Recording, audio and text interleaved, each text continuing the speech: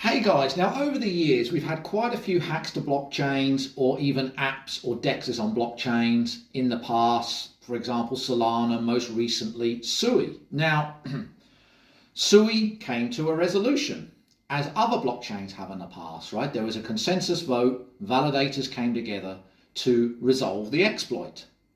Then there's a big debate. Well, does this mean that it's centralized or is it still decentralized? Well, the SUI example could be termed as decentralized by execution because it did require a validator vote.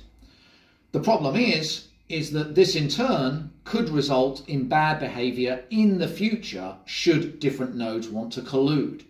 And if you have a fairly small validator set or small concentrated stake weight, this can exacerbate and perhaps produce the problem. But the question then becomes, is there actually a sweet spot to decentralization? Is too much decentralization perhaps a little bit inefficient? Because in SUI's case, with about 100 or so validators, they could quickly come to an agreement to resolve the exploit. Now, if they had 120,000 validators, right, with all independent, spread geographically, although that sounds fantastic and all nicely decentralized, they may not be able to come to a swift agreement through consensus. So is there a sweet spot in decentralization where clearly one node is extremely centralized and 120,000 is extremely decentralized? I think there is a sweet spot. I think it's a spectrum, okay? And I think a medium level of decentralization is good. But you also need an incentive mechanism that's aligned.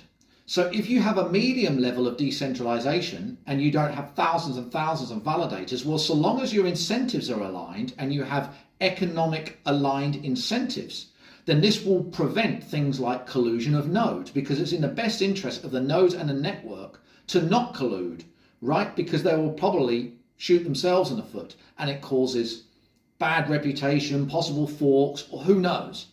So I do think there is a sweet spot to decentralization where if it's too large, you can't come to an agreement if there's an exploit or a problem. But if it's too small, then you get collusion. So you sort of want a sweet spot in the middle. Now, I allude to some of these issues and discuss quite a few issues like this in my book. It's called The Essential Guide to Blockchain Platforms and it's on Amazon. Cheers, guys.